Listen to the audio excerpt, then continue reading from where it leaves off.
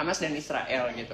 Ada yang bilang kalau misal salah satu alasan Hamas menyerang Israel itu kan karena melihat adanya normalisasi dari Arab Saudi dengan Israel. Pendapat itu gimana? Kita masyarakat kita terpolarisasi juga ya dengan konflik Israel dan Hamas ini. Ada yang membela Israel karena dirasa mereka self.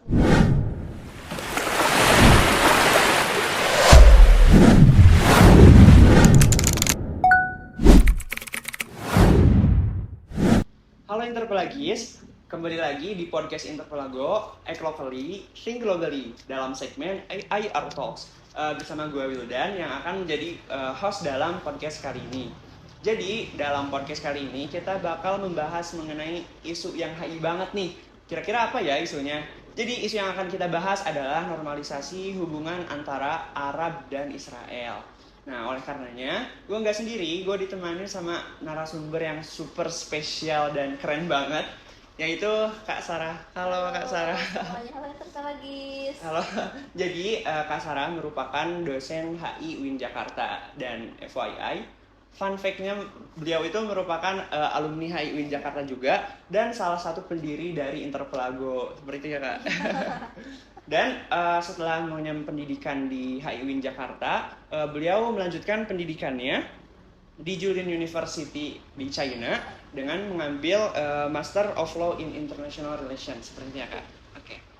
Jadi untuk lebih jelasnya mungkin kita bakal langsung aja Kak terkait pembahasannya. Jadi yang pertama mau aku tanyain itu bagaimana Kak Sarah ini ngelihat perkembangan normalisasi hubungan antara Arab dan Israel dalam beberapa tahun terakhir? Iya, mengenai normalisasi Arab dan Israel ya.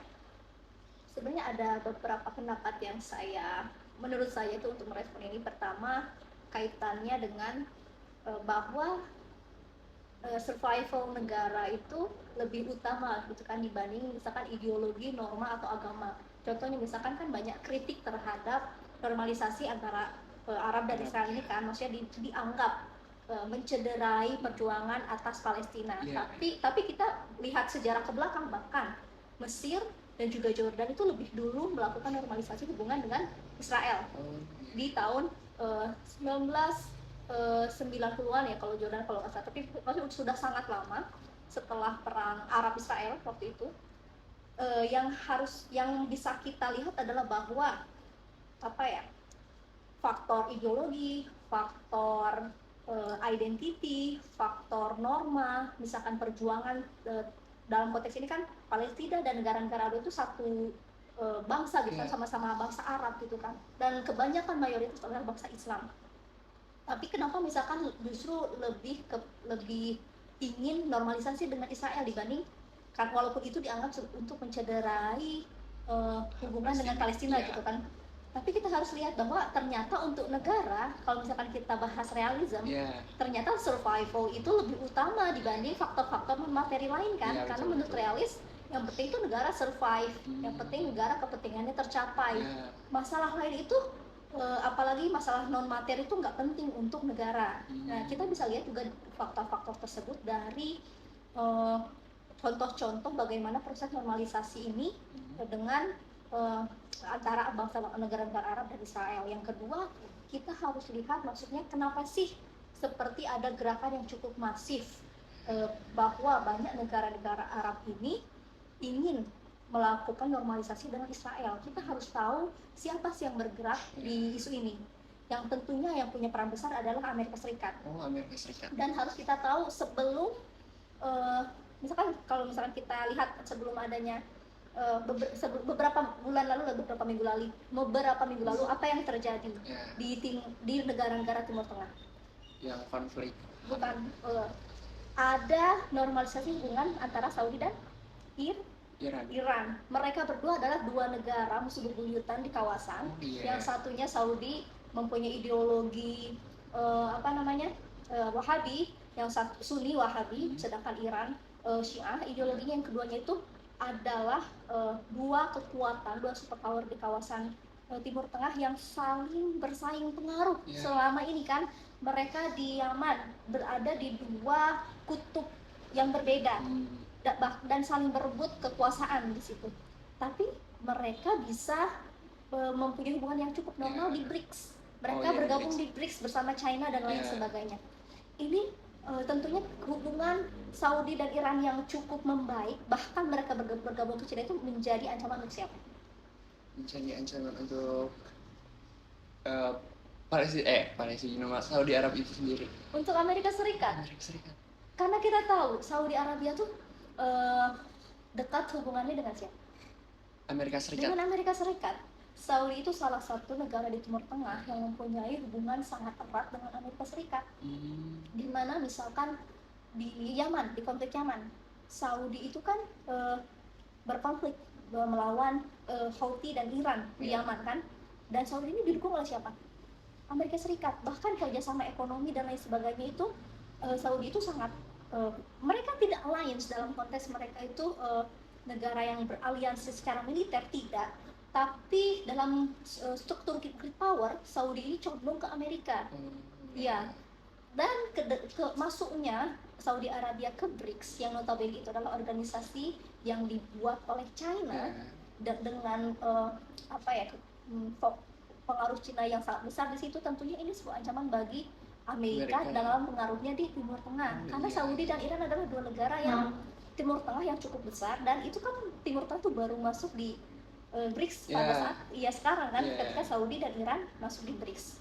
Nah, itu sebuah ancaman bagi Amerika Serikat. Pastinya Amerika Serikat itu butuh juga balancing power dia dari pengaruh China di Timur Tengah, sehingga mendorong normalisasi banyak negara Timur Tengah untuk berhubungan baik dengan Israel. Yang notabene Israel ada seperti anak emasnya Amerika lah gitu kan di Timur Tengah gitu. Oh, seperti itu. Jadi kembali lagi berarti dari national interest negara itu sendiri ya Teh?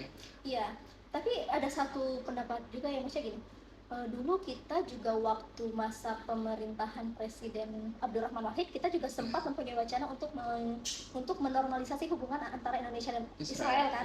Iya. Kalau saya menangkap kebijakan Gus Dur lah waktu itu adalah bisa jadi kurang lebih mengamalkan apa kata Sun Tzu. Kita itu, kalau kata Sun Tzu kan, kita itu harus memposisikan sahabat kita itu dekat kita kan, tapi kita harus memposisikan lawan kita tuh lebih dekat dengan kita dibanding teman kita. Kenapa? Karena agar kita bisa tahu ancaman apa yang akan datang, kemudian kelemahan lawan kita apa, sehingga dalam dalam menghadapi lawan itu kita lebih mempunyai pandangan yang jernih. Dengan memposisikan lawan kita tuh sangat dekat dengan kita, maksudnya kita lebih mengerti itu.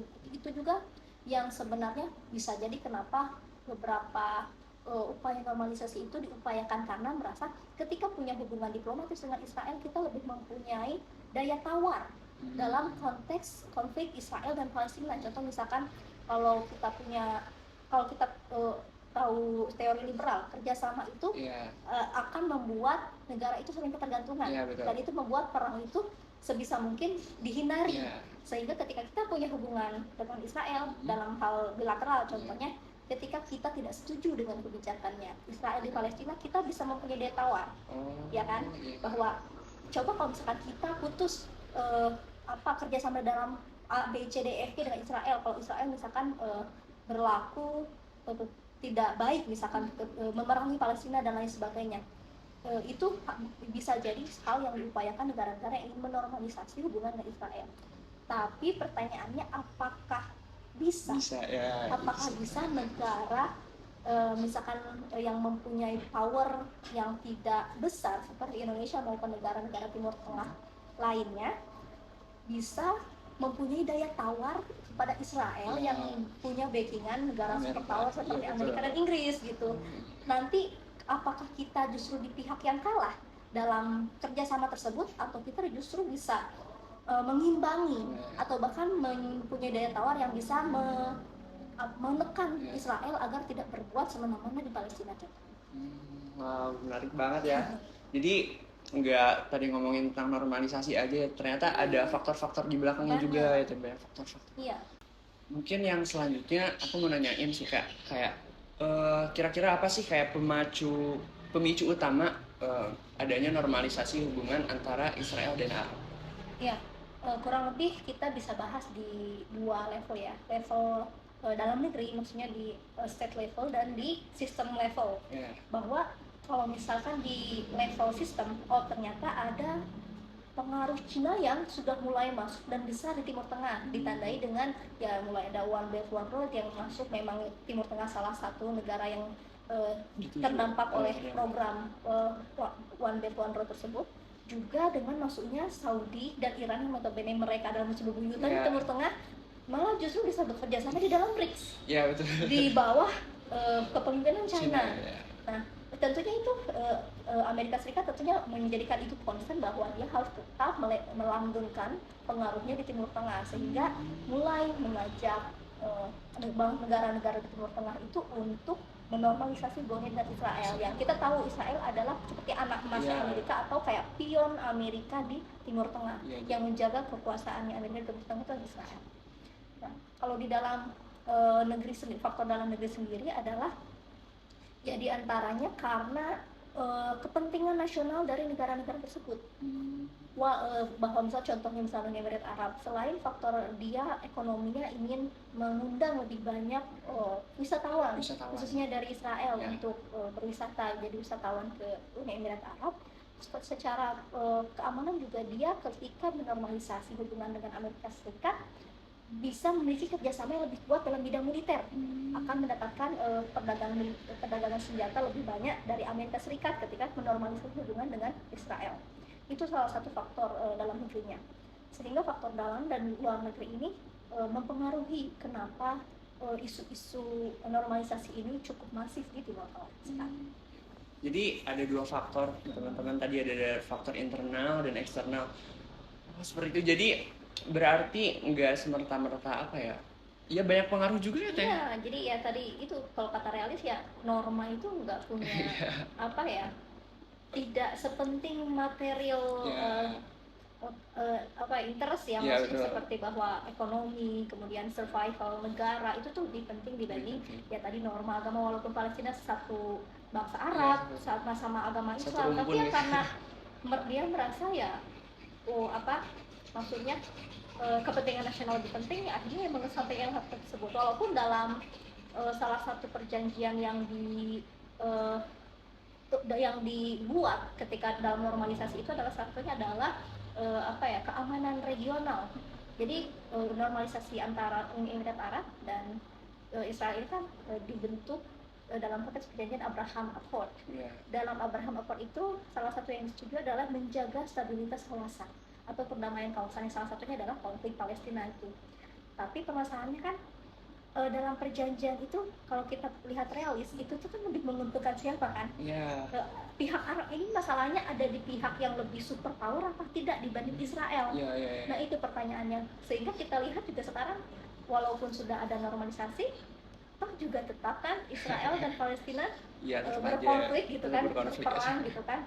Jadi saya rasa ya Abraham Accord ini juga tidak efektif dalam konteks ya normalisasi, apakah mempengaruhi keamanan di Palestina ya. Tadi ngomongin tentang faktor pemicu gitu Kak, saya pengen tanya kira-kira apa sih dampak dari adanya normalisasi hubungan antara Israel dan Arab Saudi? Iya, tentunya tadi karena kita kalau misalkan melihat faktor geopolitik, ketika banyak negara Arab yang menormalisasi hubungan mereka dengan Israel, tentunya pengaruh Amerika Serikat tentu akan lebih besar. Terutama kuncinya adalah ada di Arab Saudi. Jika Arab Saudi berhasil menormalisasi hubungannya dengan Israel, ini akan sangat penting dalam konteks geopolitik ya, karena pertama Arab Saudi adalah negara Arab yang mempunyai pengaruh sangat besar di Timur Tengah, kemudian juga secara geografis akan menjadi tempat perdagangan internasional antara Amerika dan juga negara-negara Eropa, Asia dan lain sebagainya. Itu tentunya juga akan menghambat dari programnya China juga kan, One Road gitu. Sehingga pengaruh dari Amerika akan lebih kuat. Tapi dalam konteks keamanan regional, jika memang daya tawarnya Saudi itu lebih besar dalam konteks menormalisasi hubungannya dengan Israel, jika ini terwujud ya, bisa jadi ini akan menjadi kabar baik. Kenapa? Karena Untuk mewujudkan normalisasi antara hubungan Saudi Arabia dengan Israel, Saudi mensyaratkan berbagai syarat kepada Israel dan Amerika Serikat.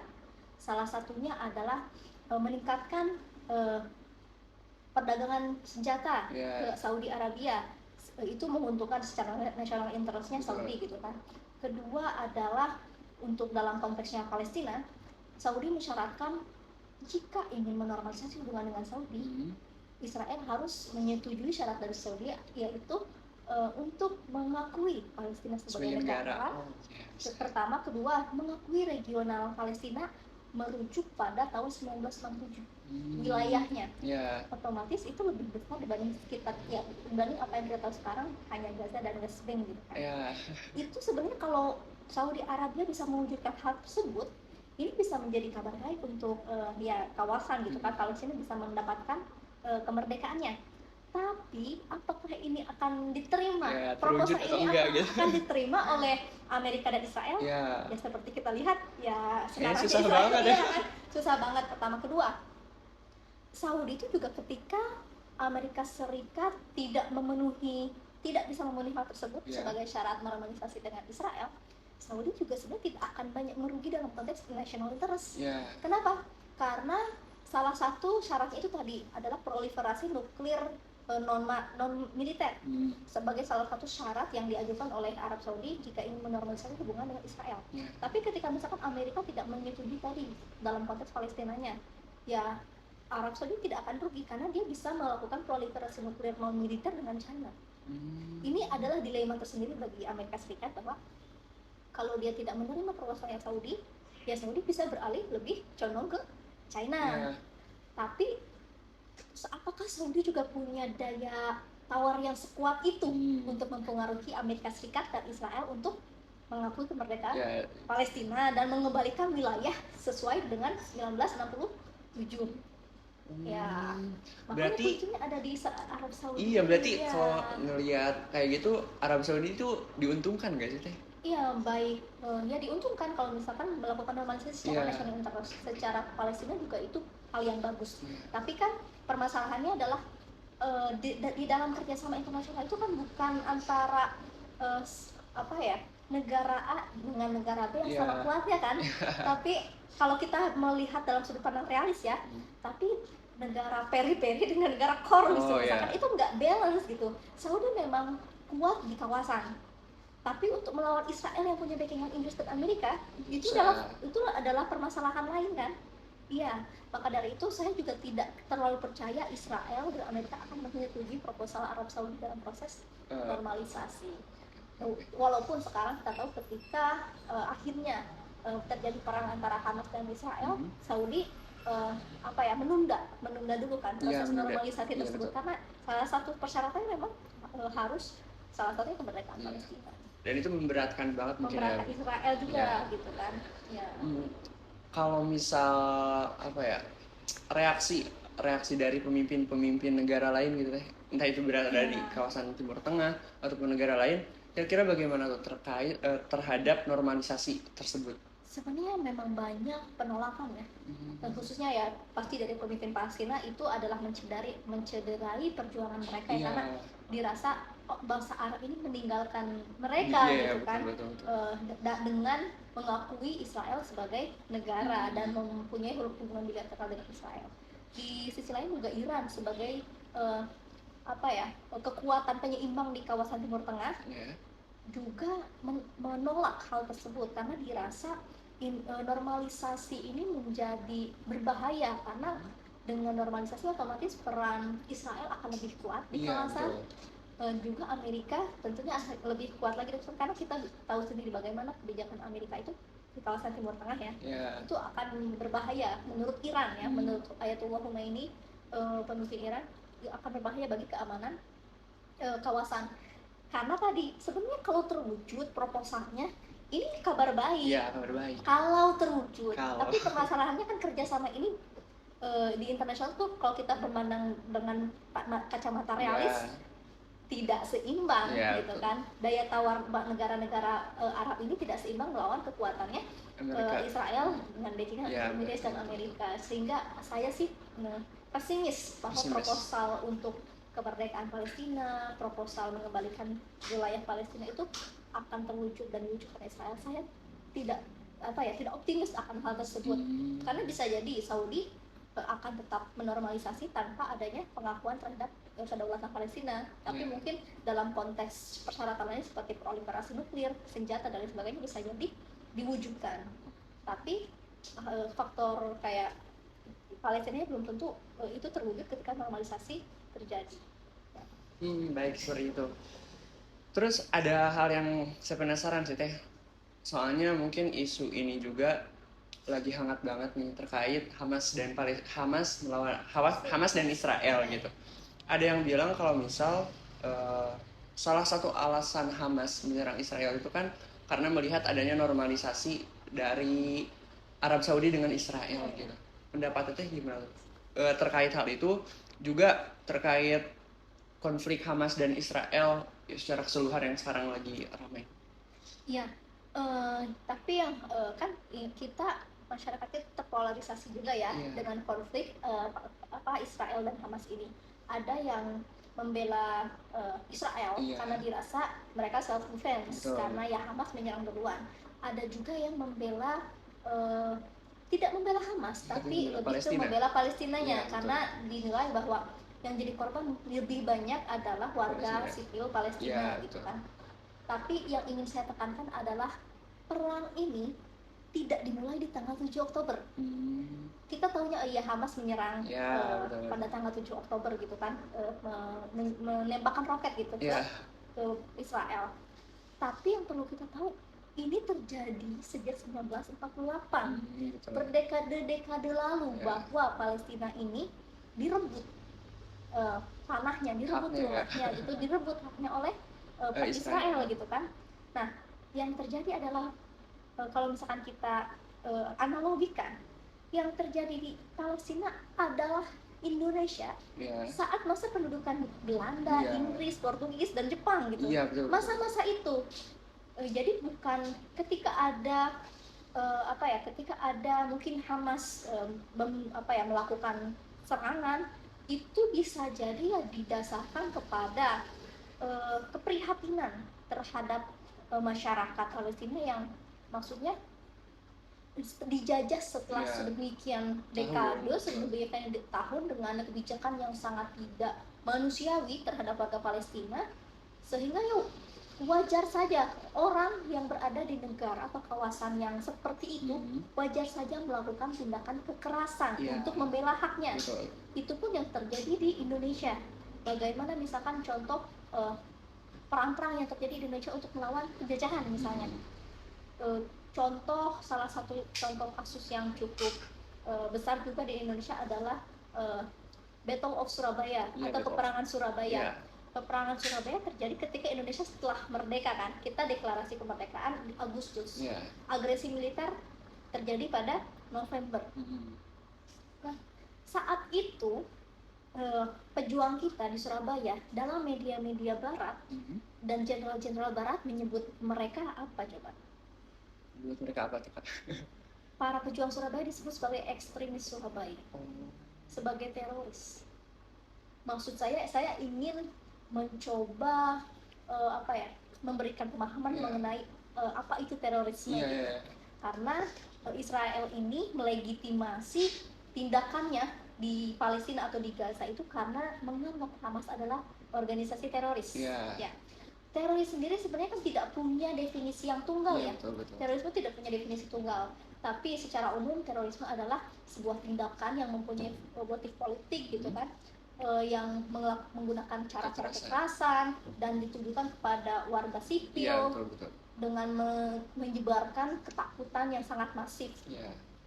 Tapi permasalahannya penyebutan terorisme itu biasanya mempunyai ada faktor power di sana. Biasanya digunakan oleh pihak-pihak yang mempunyai power besar untuk menyebut orang yang melawan dia sebagai teroris. Untuk membedakan siapa sih yang legal melakukan kekerasan. Orang yang menyebut pihak lain teroris, dia merasa dia legal melakukan kekerasan. Sedangkan mereka yang dicap teroris itu tidak legal atau tidak benar jika mereka melakukan kekerasan.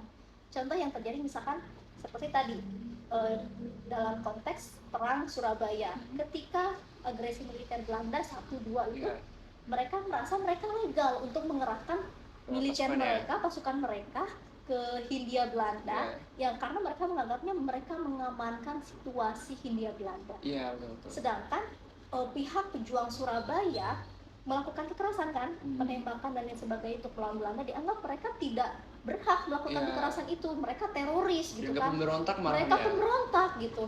Itu bagaimana media atau narasi dibentuk untuk mengecap siapa teroris di sini.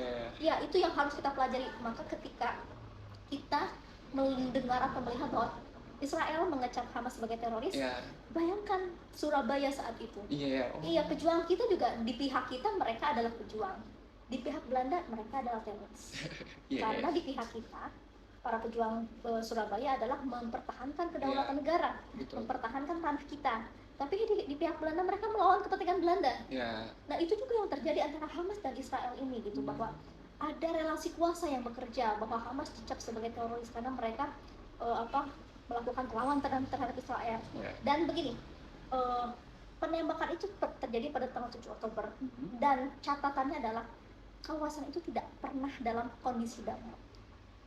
Serangan awal itu dikatakan dia memulai ketika dalam kondisi damai, tiba-tiba dia ujuk-ujuk lah, kalau kata orang Sundanya ujuk-ujuk menembak gitu kan.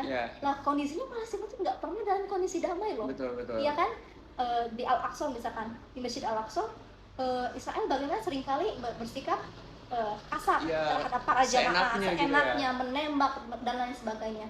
Kemudian membatasi air, mengontrol listrik dan lain sebagainya. Itu semuanya internet dikontrol oleh Israel. Padahal itu tanahnya Palestina gitu. Itu dalam kondisi tersebut sangat wajar ketika ada gerakan-gerakan yang ingin melawan kezoliman, membebaskan diri atau melawan kezoliman tersebut, sangat wajar. Jadi jangan kita lihat hanya dari tanggal 7 Oktobernya saja, tapi lihat dari 1948. Betul. Hal ini tuh ngingetin saya sama satu teori HI sih teh. Apa aja? Postmodernisme kan. Postmodernisme ya. Kalau misal pengetahuan itu ada hubungannya dengan kekuasaan gitu, power. Baik. Mungkin pertanyaan terakhir juga sih teh dari saya. Harapan Kak Sarah terkait konflik Israel dan Palestina, dan juga normalisasi hubungan Arab dan Israel. Harapan saya sih pastinya segera selesai, kalau maksudnya gencatan senjata segera dilakukan ya, karena saya sih tidak ingin mengatakan misalkan pihak mana yang salah, karena itu akan menimbulkan perdebatan. Maksud perdebatan tuh ada yang bilang Hamas salah karena menyerang duluan, atau misalkan Hamas mempunyai katanya banyak donasi internasional yang disalahgunakan oleh Hamas. Ya bisa jadi itu ada, karena tidak semua orang tuh baik kok ya. Maksudnya ada aja oknum-oknum tertentu yang melakukan hal tersebut. Tapi permasalahannya, jika perang ini terus berlangsung, yang menjadi korban adalah warga sipil, terkhusus anak-anak, baik dari pihak Israel maupun pihak Palestina. Tapi kenapa misalkan kita lebih condong kampanyenya adalah stand with Palestine gitu kan? Karena pertama, ini bukan perang sebenarnya, tapi ini penjajahan, ini okupasi, dan ini genosida. Ini permasalahannya, kenapa kita stand with Palestine gitu kan. Walaupun kita tidak pungkiri Israel pun warga sipilnya ada yang menjadi korban. Kita juga tidak boleh merasa itu mereka berhak kok, mereka jahat, mereka wajar gitu dibunuh. Ya kita manusia ya, kita tidak boleh mempunyai sifat seperti itu gitu, bahwa kayak nyukur-nyukurin orang yang mendapatkan kesedihan gitu. Ya kita juga bersedih untuk korban dari pihak Israel gitu. Hanya saja kita berikan catatan, pihak Palestina lebih banyak dan kebanyakan anak-anak. Maksudnya tuh gimana sih kita bayangkan anak-anak yang seharusnya bahagia, yang seharusnya berada di golden age mereka bermain, belajar, mereka harus hidup dipenuhi dengan ketakutan dan ledakan-ledakan bom. Maksudnya saya sih berarti segera terjadi gencatan senjata, dan tidak perlu berantem tentang siapa yang paling benar ya, tapi bagaimana kita bersama-sama mencari solusi untuk permasalahan ini gitu. Sedangkan untuk normalisasi ini sendiri juga saya berharap sih bahwa negara-negara Arab bisa ya tadi mempunyai daya tawar yang kuat gitu untuk dalam konteks normalisasi, bahwa ketika mereka memutuskan untuk normalisasi Israel, apa kepentingan bangsa Arab yang harus diperjuangkan gitu kan, jangan hanya menguntungkan satu pihak gitu, Israel dan Amerika saja, bagaimana juga bangsa-bangsa Arab sendiri juga mendapatkan bisa keuntungan yang selayaknya. selayaknya, khususnya bagaimana perjuangan kita juga tentang Palestina gitu, sebagai saudara sesama bangsa. Baik, kalau gitu makasih banyak Teh. Sama-sama. Ini udah panjang lebar. Maaf kalau misal tadi ada kesalahan kata, kesalahan pertanyaan atau ya diksi dan lain sebagainya. Mungkin podcast kali ini cukupkan sekian. Sampai jumpa di podcast selanjutnya. Dadah. Terima kasih.